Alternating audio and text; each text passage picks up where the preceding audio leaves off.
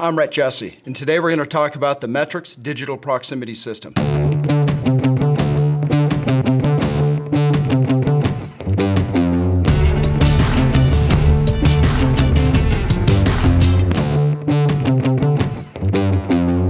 Today we have a 5-meter metric system. We have a 1-meter probe and a 4-meter extension cable going to our MX2034 transmitter. I'm going to change the gap with this 4140 target. I'm going to go in 10 mil increments, and we're going to record voltages. And we're going to see the linearity of the system.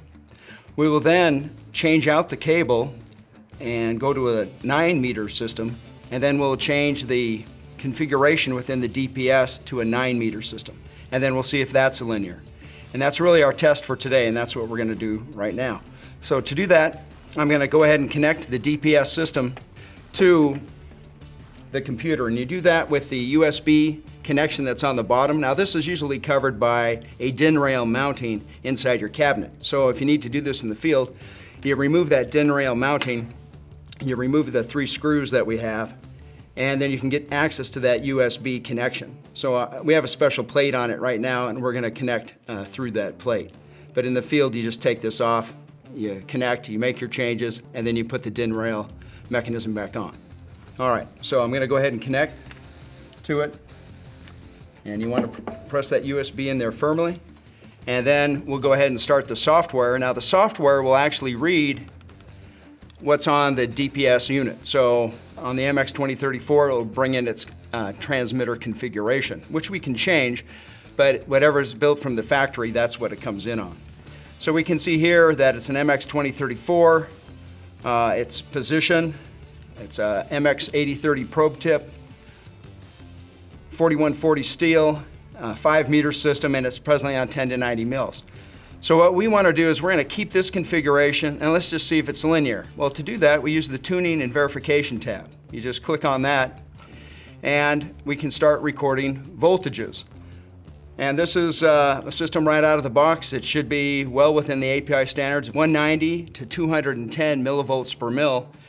And with that, we should be able to see that everything is within specification. So the first thing we're going to do is go ahead and move our micrometer. Well, we'll move it 10 mils and we'll take data. And then we say get on the software. It comes up with this warning each time, and the warning basically says, have you moved the micrometer to the right position before you hit get, or before you go to the next step. So I don't need to see that warning anymore, so I'm going to go ahead and say, do not show me the warning. All right, and I'll say yes. And now it will fill in with the voltage that it sees at 10 mils. And at 0.91 volts, that's good. We'd like it to be right at near close to 1, between 0.5 and 1.5. That's typical of proximity systems. And we have 0.91, so that's good.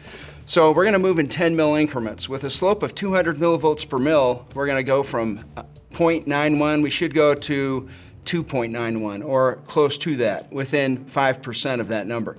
So as long as I'm doing that, that will be in specification. And we'll see that with the incremental scale factor here on the plot. So let's go ahead and go to 20, and then we'll just do this in 10 mil increments until we get all the data.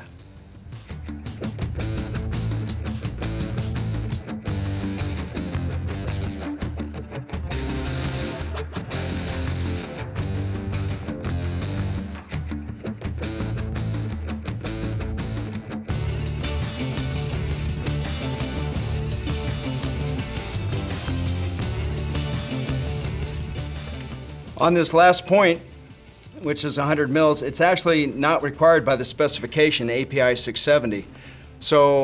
But we include it because we can. What you see is that all the points are between 190 and 210 millivolts per mil, so it's well within specification, and I don't need to perform a custom calibration. We can just live with it, and we can create a report. And I'll show you a report when we do the 9-meter system.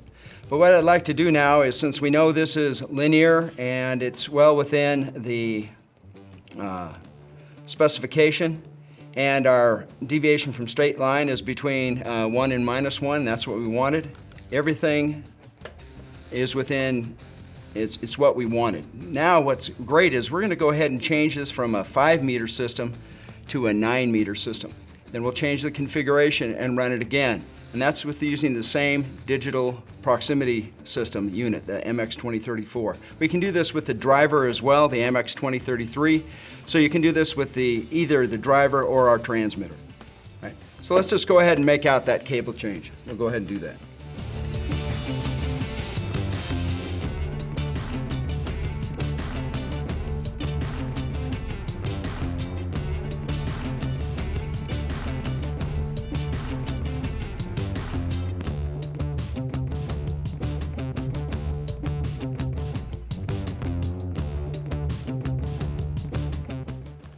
All right, we have our 9-meter system connected, and what we'll do is we'll go back to the home page and we'll do a reconfiguration.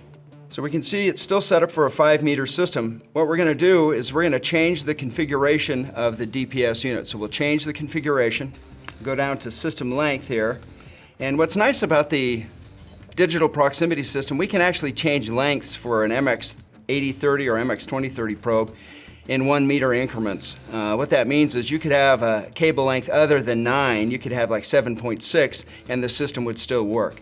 So this shows you the flexibility of the system. Right now we're going to go ahead and change it to a 9-meter system, and we will send that configuration over. We'll keep it at 10 to 90 mils on the output, and we'll send that configuration, and it will update.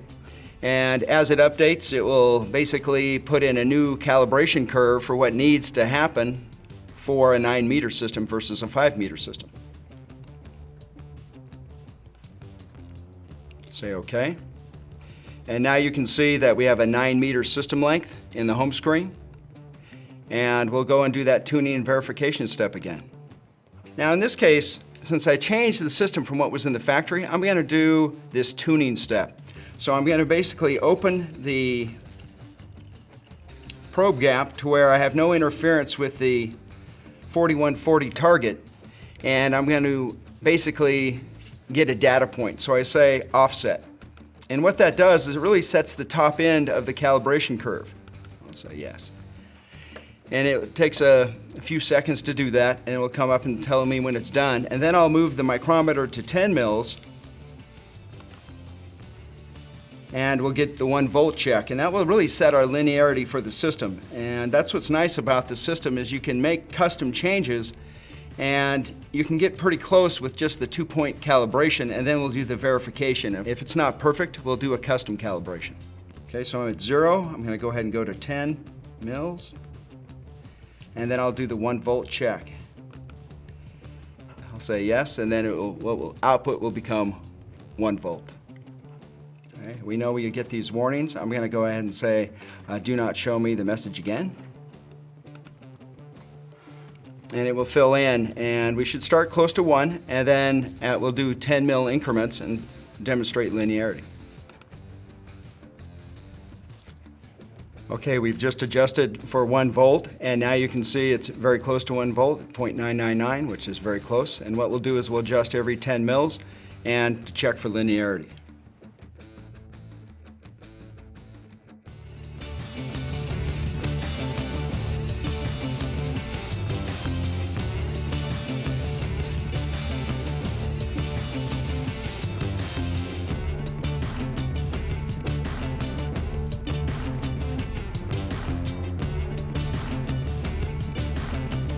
All right, this is our last point, and we'll see if it's in specification. Hopefully it will be. And we see that all the points are between 190 and 210 millivolts per mil, so they're within spec, so we don't have to run a custom calibration. We could run a custom cal, and we could see that we might be able to improve it and get those points that were close to the boundary, right on 200 millivolts per mil, but we really don't have to. This is actually very straight, and you can see that in the graphical line, very straight line. That's what we want, nice straight slope. And we can take this information that we have with this 9-meter system and create a report. So we're satisfied with it. We don't have to perform a custom calibration. We're going to go ahead and generate a report. And to do that, it asks you some information, and this would be typical information you'd put in at your plant. So I'll just say I'm in Houston. And the machine is, I'll just use a compressor. And we can say the tag, we'll just call it bearing 1, and we'll call it X. And we can fill in the probe part number, the serial number, the extension cable serial number, and those things. We could also put some notes on, and that would come out on the report when we basically print this report to Excel and you have access to the data. So I'll go ahead and put who this is. Calibration check was done by me. I'll put my name in, and then I'll say OK. And then it will generate a report in Excel. I'm going to go ahead and put it on my desktop, and I'll go ahead and put in Houston 9-meter test.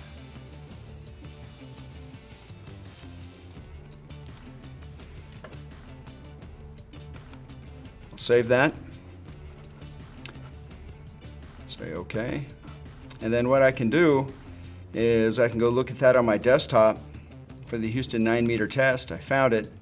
I can go ahead and bring up that data.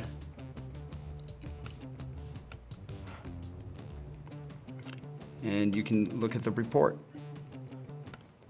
The nice thing about this report, deviation from straight line, a little bit high here, so maybe a custom cal would have been in order. If we take a look at the data I put in, it's here. You can put notes in.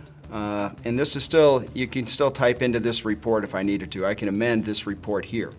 So it gives you a lot of flexibility. Also, the logo you can change out. You can put your own logo in. You can put your address information down at the bottom. And you can also stack these reports. So let's say if you did several of the points on the machine train, you could put all the points having to do with the machine train all into the same report. So it makes it pretty convenient when you're taking probe data. During this demonstration, we showed that the 5-meter system was linear and also the 9-meter system was linear with the same digital proximity system. All we did is change the configuration. This gives you a lot of flexibility in the field, and it's something that our customers have been looking for a long time. Thank you very much.